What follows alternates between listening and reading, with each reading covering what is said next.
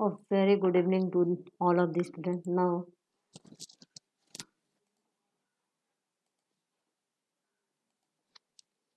let us discuss the retrofitting of reinforced concrete buildings. इससे previous वाला जो video था उसमें हमने retrofitting of machinery building discuss किया था कि अगर हमारी कोई मशीनरी बिल्डिंग्स है जो आपकी डैमेज हो गई है या एग्जिस्टिंग स्ट्रक्चर्स को हमें स्ट्रेंथ प्रोवाइड्स करना है सो दैट कि वो स्ट्रक्चर्स हमारा आगे आने वाले कई सालों तक सर्वाइव कर सके, तो उसको हम रेट्रोफिट कर सकते हैं। तो सिमिलरली अगर हमारी रेनफोर्स कंक्रीट बिल्डिंग्स है तो उसको हम कैसे रेट्रोफिट करेंगे।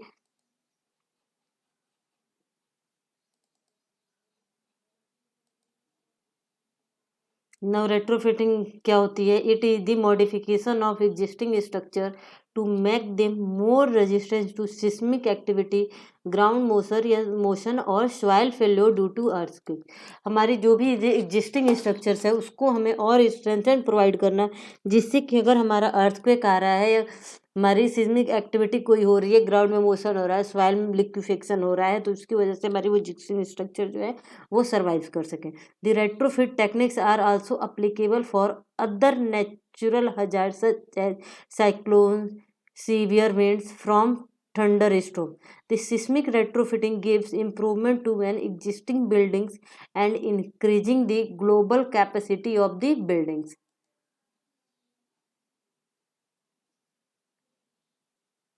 Now, when is seismic retrofitting needed? तो हमें सिस्मिक रेट्रोफिटिंग की कब ज़रूरत होती है? अर्थक्वेक डैमेज बिल्डिंग्स हो तब हम रेट्रोफिट कर सकते हैं। Earthquake vulnerable buildings with no exposure to severe earthquakes हो तो हमारे उसको हम फिर रेट्रोफिट कर सकते हैं। परफॉर्मेंस ऑब्जेक्टिव्स क्या होता है? Public safety, structural serviceability, structural functionality.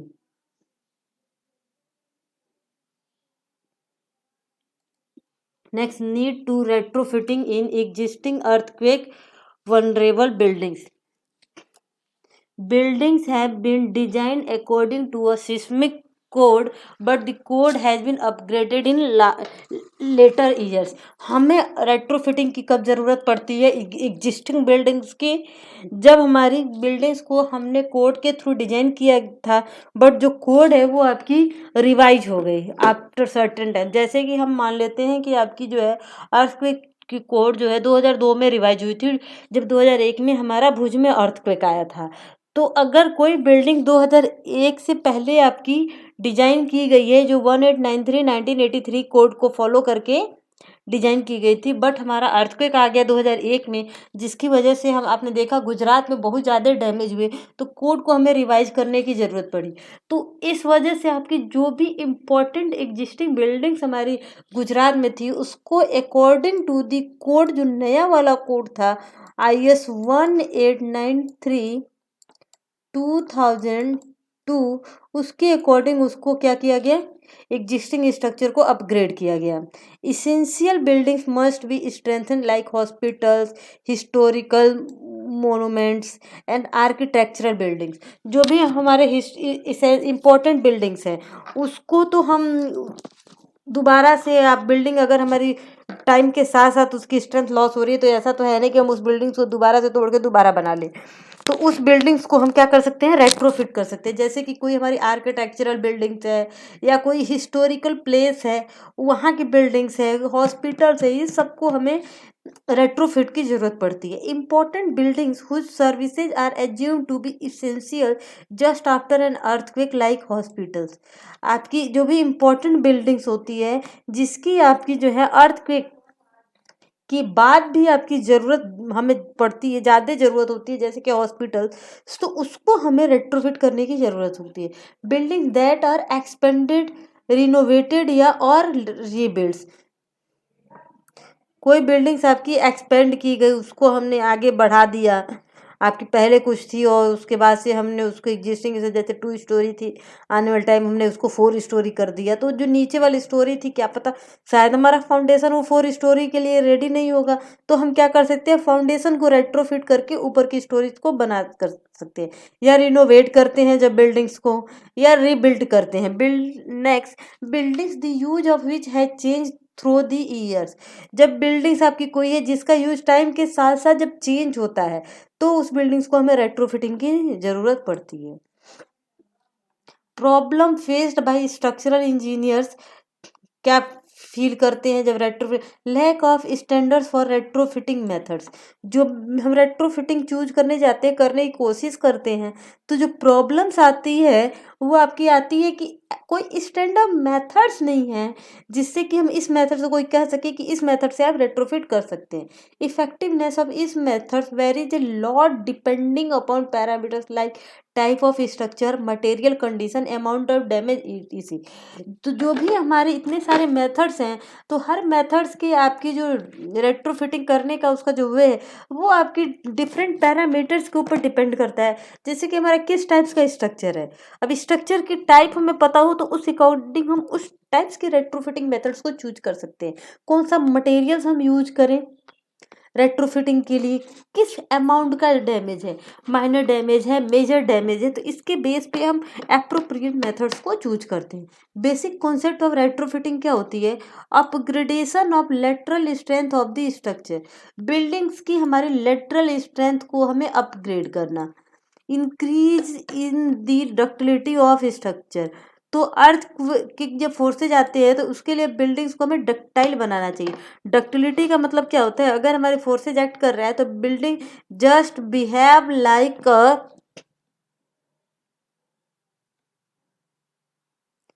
Cantilever. आपने देखा होगा कैंटिलीवर पे लोड्स लगाते हैं वो बेंड होता है, फिर आपको लोड जैसे रिमूव करते हैं वो अपने पोजीशन में आ जाता है up to a certain limit. जो भी हमारी होती है रेनफोर्समेंट, जो होती है रेनफोर्समेंट की, जब हम स्ट्रेस स्ट्रेन डायग्राम देखें तो up to a elastic limit the stress is directly proportional to the strain. तो आपकी बिल्डिंग्स हमारी डक्टाइल होनी चाहिए कि लोड्स अगर आ रहा है तो लोड्स की वजह से डिफ्लेक्शन हो रही है, बट जैसे ही वो लोड्स चला गया तो बिल्डिंग्स हमारी पुनः अपने उसी पोजीशन में आ जानी चाहिए। Increase in strength and ductility, तो बिल्डिंग्स की स्ट्रेंथ को इंक्रीज करना और उसकी डक्टिलिटी को इंक्रीज करना। Next, earthquake design philosophy. Under minor but frequent shaking, the main members of the building that carry vertical and horizontal forces should not be damaged. However, buildings part that do not carry load may sustain repairable damage. आपकी जब minor shaking होती है और कई बार अगर earthquakes आते हैं तो जो मेन बिल्डिंग्स के पार्ट्स होते हैं जो वर्टिकल और हॉरिजॉन्टल लोड्स आपके बियर करते हैं वो तो आपके डैमेज नहीं होते हैं। जैसे कि मेन पार्ट्स में हो गए बीम, कॉलम, स्लैब, ईटीसी आपके डैमेज नहीं होते हैं, बट जो आपकी बिल्डिंग्स के सेकेंडरी पार्ट्स होते हैं जैसे कि वॉल्स, स्टेयर केस,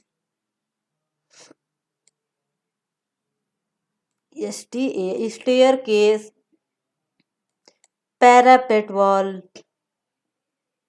एटसेट्रा, ये सब हमारे डैमेज होते हैं तो उनको रिपेयर करने की हमें ज़रूरत होती है। Under moderate but occasional shaking, जब हमारा मॉडरेट अर्थक्वेक हो but okay, the main members में sustain repairable damage while the other parts of building में भी damage such that they may even have to replace after the earthquake. अगर हमारी moderate earthquake आती है तो उस केस में हमारे बिल्डिंग्स के जो मेन पार्ट्स होते हैं वो आपके डैमेज होते हैं, बट इतने इस ग्रेड के डैमेज होते हैं कि उसको हम रिपेयर कर सकें।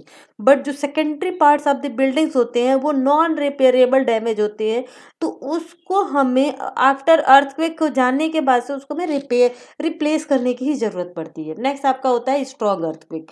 Under strong but rare shaking, strong earthquakes हमारी जो है बहुत रेयरली आती है। द मेन मेंबर्स में sustain severe even irreparable damage but the building should not collapse.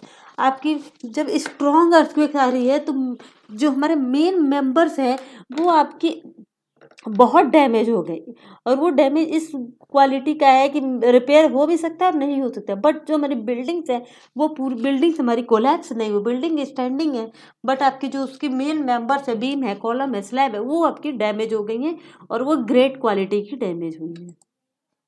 Now flow of retro fitting process क्या क्या हम यूज करते हैं, ड्राफ्टिंग ऑफ रेट्रोफिटिंग प्लान, सबसे पहले एक प्लान तैयार करते हैं, फिर हम performance requirement of existing structure, उस जो भी एग्जिस्टिंग स्ट्रक्चर है उसकी परफॉर्मेंस देखते हैं कि क्या हमें उसकी परफॉर्मेंस चाहिए, फिर हम क्या करते हैं इंस्पेक्शन ऑफ एग्जिस्टिंग स्ट्रक्चर, जो भी हमारी बिल्डिंग्स है उसका हम जाके फिजिकली इंस्पेक्शन करते हैं।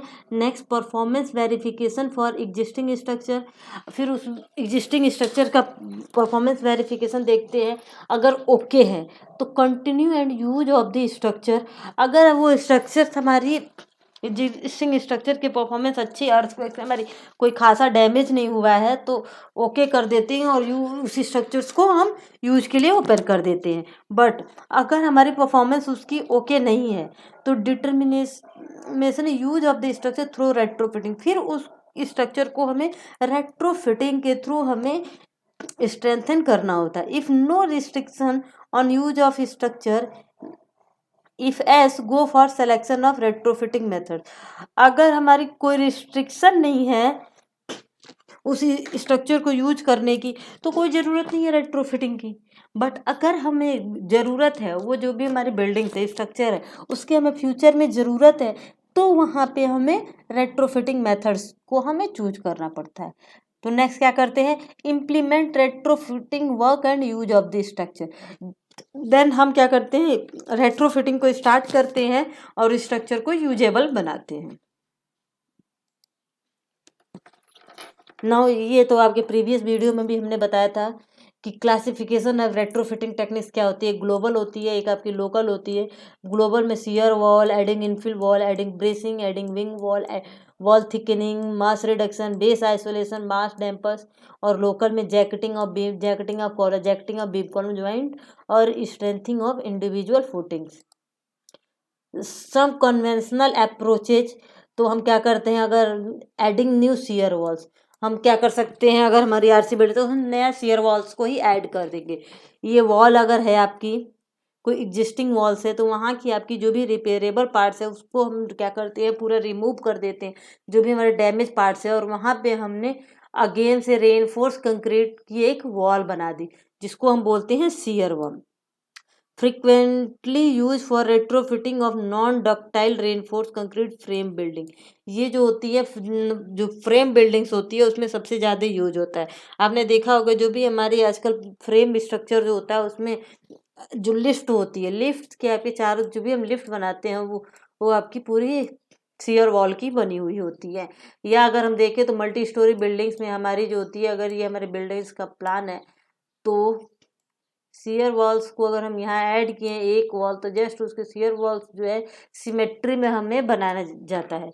या अगर हमने ये प्लान है तो यहाँ अगर हमने शियर वॉल ऐड किया है तो जस्ट इसके अपोजिट उसी साइज के हमें वॉल को ऐड करना है। ऐसा नहीं है कि एक हमने यहाँ वॉल बना दी, एक हमने इस सिमेट्रिकल प्लान में यहाँ वॉल, तो ये वॉल जो है अर्थक्वेक फोर्सेस को नहीं रोक सकता है। Next, the added element can be either cast in place या प्री कास्ट कंक्रीट एलिमेंट्स, और जो हम शियर वॉल बना रहे हैं या तो हम उसको साइड पे बनाएं या प्री कास्ट का बना हुआ जो मेंबर है उसको लाके हम यहाँ पे प्लेस कर दें। New elements preferably place at the exterior of the buildings, जो भी आपकी बिल्डिंग्स की एक्सटीरियर होती है वहाँ पे हम न्यू एलिमेंट्स को प्लेस करते हैं। Now adding steel bracing an effective solution when large opening are required, जब हमारी किसी बिल्डिंग्स में लार्ज ओपनिंग रिक्वायर्ड होती है तो उस केस में हम क्या करते हैं, ये अगर हमारी बिल्डिंग्स का कोई वॉल है, दीवार है पूरी, तो ये आपकी कई स्टोरी की अगर है तो हम क्या करेंगे, इसमें हम आउटर साइड हम ब्रेसिंग प्रोवाइड कर देते हैं स्टील्स की, जिससे कि हमारी जब हॉरिजॉन्टल फोर्सेज आए तो वो उसको उस वॉल को डैमेज होने से बचा सके। इस टाइप्स की हम ब्रेसिंग एंड इफेक्टिव सोल्यूशन में large opening are required, potential advantages for the following reason, higher strength and stiffness होती है, ओपनिंग फॉर नेचुरल लाइट, अगर हम ब्रेसिंग प्रोवाइड्स करते हैं तो ये ओपनिंग पूरी लार्ज ओपनिंग थी पूरा तो यहाँ से ओपनिंग आप लाइटिंग आपकी आती रहेगी क्योंकि हमने एक्सटीरियर से प्रोवाइड किया और स्टील की ब्रेसिंग दी। Amount of work is less since foundation cost may be minimized much less weight to the existing structure. तो ब्रेसिंग प्रोवाइड करने से स्ट्रक्चर का वेट हमारा ज़्यादा नहीं बढ़ता है। यहाँ आप देख सकते हैं adding steel truss existing structures है, तो यहाँ तो हम क्या किए हैं, ब्रेसिंग को ऐड कर दिए हैं। एक पूरे लाइन में हमने क्या किए, स्टील्स की ब्रेसिंग लगा दी है। और यहाँ क्या किया है, एडिंग स्टील ट्रस को ऐड कर दिया। नेक्स्ट बेस आइसोलेशन और seismic isolation. Isolation of super structure from the foundation is known as base isolation. It is the most powerful tools for passive structural vibration control techniques.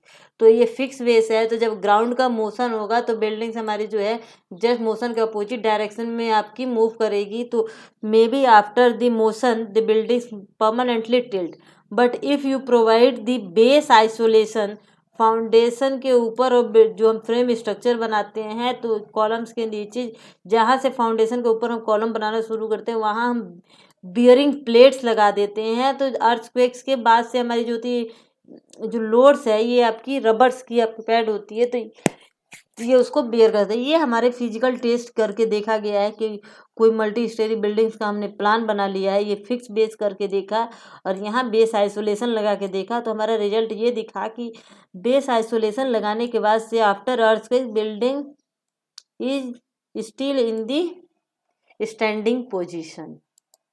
Next jacketing या local retrofitting techniques use करते हैं। Most popular method for strengthening of building columns तो जो होती है वो jacketing होती है। टाइप 1 जैकेटिंग क्या होती है, स्टील जैकेट हम प्रोवाइड कर सकते हैं। सेकंड क्या कर सकते हैं, रेनफोर्स कंक्रीट की जैकेट प्रोवाइड कर सकते हैं। तीसरा क्या करते हैं, फाइबर रेनफोर्स पॉलीमर एफआरसी की हम जैकेटिंग प्रोवाइड करते हैं। पर्पज ऑफ जैकेटिंग क्या होती है, to increase concrete confinements, to increase shear strength, to increase flexural strength. Steel jacketing क्या होती है, adding of steel often applied in the form of plates और जैकेट्स। हम क्या करते हैं, अगर वो कॉलम्स की जैकेटिंग कर रहे हैं आरसी कॉलम्स की, तो उसके चारों तरफ जो है स्टील्स की प्लेट्स को ऐड कर देते हैं, जैकेट उसको एक पहना देते हैं। Local strengthening of column has been frequently accomplished by jacketing with steel plates. Steel plates की जैकेटिंग प्रोवाइड करने से हमारी जो स्ट्रेंथ है उस कॉलम की वो ड्रास्टिकली इंक्रीज हो जाती है। Advantages of steel include that it does not add significant weight to the structure in comparison with concrete and it is saves on construction time. Steel की जैकेटिंग प्रोवाइड करने की advantage क्या है कि steel की जैकेटिंग प्रोवाइड करेंगे तो चूंकि steel is lighter in weight, so the हमारी जो स्ट्रक्चर का जो ओवरऑल वेट जो है वो भी इतना इंक्रीज नहीं होगा और ये फास्ट कंस्ट्रक्शन हो जाएगा। क्योंकि अगर हम कंक्रीट की प्रोवाइड कर रहे हैं तो कंक्रीट के कास्ट करने के बाद से हमें एटलीस्ट 28 डेज की क्वेरिंग करनी पड़ती है। The main advantages of these types are linked to construction issue. Steel can be labor intensive and it require heavy equipment to handle thousands of tons and as well as having a more difficult maintenance. लेकिन steel jacketing हम कम prefer करते हैं, क्यों, क्योंकि इसमें labour जो होना चाहिए वो आपकी स्किल्ड लेबर की यूज होती है और हैवी इक्विपमेंट्स की ज़रूरत पड़ती है। तो ये और उसमें हमारी जो होती है डिफ़िकल्टी होती है मेंटेनेंस में। अगर कहीं से आपकी वो ख़राब हो गया तो उसको मेंटेन करना बहुत ही ज़्यादा आपके लिए डिफ़िकल्ट हो जाएगा। ये आप देख रहे हैं कॉलम की जैकेटिंग की जा रही है। ये एग्जिस्टिंग कॉलम्स थी, उसके बाद से इसको हम जैकेट पहना रहे हैं। अब नेक्स्ट आपका होता है रीइंफोर्स कंक्रीट जैकेटिंग। वो क्या होती है, reinforce concrete jacketing can be employed as a repair और स्ट्रेंथन स्कीम। या तो हम कॉलम्स को रिपेयर करने के लिए या उसकी स्ट्रेंथ को इंक्रीज करने के लिए। तो there are two main purpose of jacketing of columns, increase in the shear capacity of column to improve the column flexural strength. दो हमारा पर्पज होता है जैकेटिंग का, एक तो उसकी शियर कैपेसिटी को इंक्रीज करना, दूसरा कॉलम की फ्लैक्चरल स्ट्रेंथ को इंक्रीज करना। Using concrete section to other method develops are section enlargement और शॉर्टकट। और तीसरा आपका होता है फाइबर रेनफोर्स सीमेंट कंपोजिट। तो जो इसमें हम 3 तरह से कर सकते हैं। एक तो सेक्शन को इनलार्जमेंट, जब आप जैकेटिंग करेंगे रेनफोर्स से तो हमारी सेक्शन जो होगा वो आपकी ज़्यादा हो जाएगी, इंक्रीज हो जाएगी। दूसरा शॉर्ट क्रिट, उसमें हम क्या करते हैं, outer part of the reinforcement जो होती है उसको रिमूव कर देते हैं और उसके अंदर हम हाई स्ट्रेंथ कंक्रीट्स बना के फिल कर देते हैं, तो उसमें हमारे कॉलम की साइज जो है वो इंक्रीज नहीं होती। तीसरा फाइबर रेनफोर्स सीमेंट कंपोजिट्स का यूज करके हम कर सकते हैं। शॉर्ट क्रिट क्या होता है, large development in section enlargement is short क्रिट। It is a concrete mortar pneumatically projected at high velocity. Main advantage है reduction of construction time and cost. इससे हमारी construction time और cost जो है वो रिड्यूस हो जाती है। Main disadvantage, it is require special attention and good quality product. लेकिन शॉर्टकट्स के लिए हमारी जो होनी चाहिए, गुड क्वालिटी के प्रोडक्ट्स यूज करने चाहिए। These include placing thick section in layer using of a bloom man to help reduce rebound and requiring quality control. यहाँ आप देख रहे हैं क्या कर रहे हैं, शॉर्टकट टेक्निक्स हो रही है। तो यहाँ पे हमने क्या किया, सबसे पहले आउटर परत को हटा दिया और देन हमने क्या किया, यहाँ एक वायर मैश पूरी की पूरी लगा दी और फिर हमने कंक्रीट की बना के और उसमें फिल कर दिया। तो इसमें हमारा जो है साइज जो है वो हमारी इंक्रीज नहीं हुई, क्योंकि हमने आउटर परत को रिमूव करके फिर उसी परत में हमने दूसरी कंक्रीट्स को फिल कर दिया है। नेक्स्ट आपका होता है fibre reinforce plastic method. FRP composite present significant advantages over ए ट्रेडिशनल कन्फाइनमेंट टेक्निक। ये एफआरपी आजकल सबसे ज़्यादा यूज होता है। The cross section dimension of the column do not increase which permits complain and with architecture register. इसमें हमारी column की cross section increase नहीं होती, क्योंकि जो एफआरपी सीड जो होती है that is very much thin as like a cloth. जैसे हमारी जो कॉटन की क्लॉथ होती है उसी टाइप की आपने देखा होगा, जब कपड़े खरीदने जाते हैं थान में तो वो जो रैपर्स में ऐसे लपेट के रोल टाइप्स की रखी रहती है उस टाइप्स की हमारी होती है। और इसमें हमें क्या करना होता है, ओपन करके जैसे जो भी हमारे फाइल पेपर जैसे रैप होते हैं उसी टाइप की हमारे एफआरपी शीट्स होती है। और इसमें इपॉक्सी लगा के जस्ट उसको हम क्या करते हैं, उसके चारों तरफ रैप कर देते हैं। तो देन ये क्या होता है, 24 घंटे बाद ये अपर का ड्राई हो जाएगा, तो फिर ये निकलता भी नहीं है और इसकी स्ट्रेंथ हमारी ज़्यादा होती है। The mass of the column does not increase, which means the seismic behavior of the building remain unchanged. Due to light weight of FRP material implies that the installation procedure is faster, easier, less dangerous for the operation. तो ये आपकी बहुत light weight की होती है जिससे हमारा इसको इंस्टॉल करना बहुत आसान होता है, इजी से हो सकता है और ये डेंजरस भी नहीं होता है। Fibre reinforce plastic bonding method, a construction method in which glass fiber, carbon fibers, aramid fibers या other continuous fiber materials are bonded to the outside of the concrete section, bonding to the existing member to form a composite configuration of which an organic or other material coating is applied on top both to prevent the entry of carbon dioxide, chloride and moisture etc. and to provide the necessary performance improvement. This may be used for bridge, deck and almost all over concrete. इसमें हम क्या करते हैं, ये जो भी हमारे glass के ग्लास मेंबर होते, ग्लास फाइबर होता है, कार्बन फाइबर होता है, एरामिड फाइबर या अदर टाइप्स के जो फाइबर होते हैं उसको कंक्रीट के सेक्शन के चारों तरफ लगा देते हैं और उसके बाद से इस पे हम कोटिंग कर देते हैं जिससे कि हमारे इसमें मॉइस्चर एंट्री ना करे या कार्बन डाइऑक्साइड और क्लोराइड आयन एंट्री। इसका इस टाइप के मेथड्स का यूज ज़्यादातर हम ब्रिक्स के डेक्स को रिपेयर करने के लिए करते हैं। Next fibre reinforce plastic jacketing construction method, a method in which continuous fibre sheet और other fibre materials are placed continuously around the entire periphery of existing column member it with insufficient load carrying capacity, bonding to the existing member to form a composite configuration in order to achieve the required performance improvement. ये method जो है bridges के piers में use करते हैं।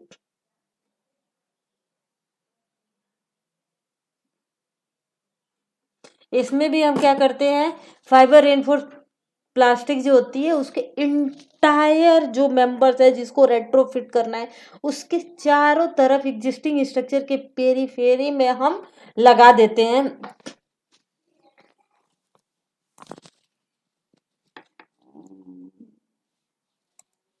Next different types के fibre क्या क्या आते हैं। एक आपकी ग्लास फाइबर होती है। Glass fibre have commonly use in 50 years in the aeronautical industry given their very high strength to weight ratio. ये आपकी बहुत लाइट वेट होती है और इसकी स्ट्रेंथ बहुत ज़्यादा होती है। They also use in wind turbine blades and in the field of naval engineering. E glass और electrical glass is the most widely use glass fibre because of its low cost of production. एक आपका होता है carbon fibre. This is mainly use for old structure that may have been damage by earthquake या chemical environment ETC. तो उस case में हम carbon fibre से रेट्रोफिट करते हैं। नेक्स्ट आपका होता है एर्मिड और कैल्वर।